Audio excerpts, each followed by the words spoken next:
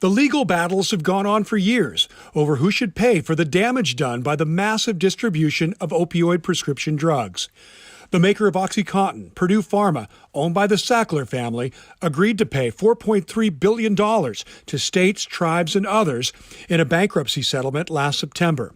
Washington Attorney General Bob Ferguson said not good enough. I just felt that was woefully insufficient for the harm caused by the Sackler family. So I challenged that along with the Attorney General of Oregon and 7 other states. Ferguson helped lead a challenge of the settlement by those states, and the challenge succeeded. On Thursday, a federal bankruptcy judge approved a deal that pushes what the Sacklers must pay up by more than $1 billion. Now Washington, which was to get $70 million, should get at least $183 million. And Oregon, which under the first settlement was to get $56 million, should receive at least $90 million. Some of the money will go to some of the victims of opioids and overdose and their families.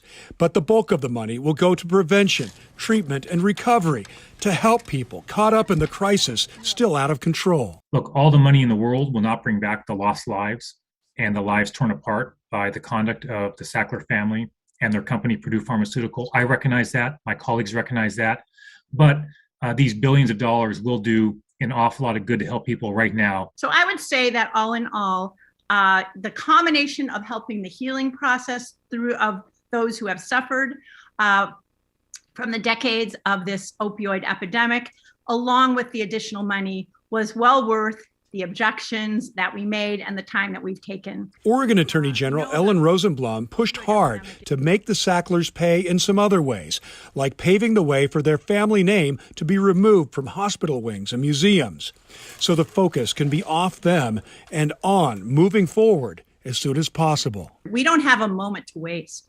We have a serious, serious problem. We have continuing opioid deaths every day in our state. Well, this settlement has been approved, but an appeals process is likely to take it all the way to the Supreme Court. Ferguson expects it to reach the High Court in 12 to 16 months. Tim Gordon, KGW News.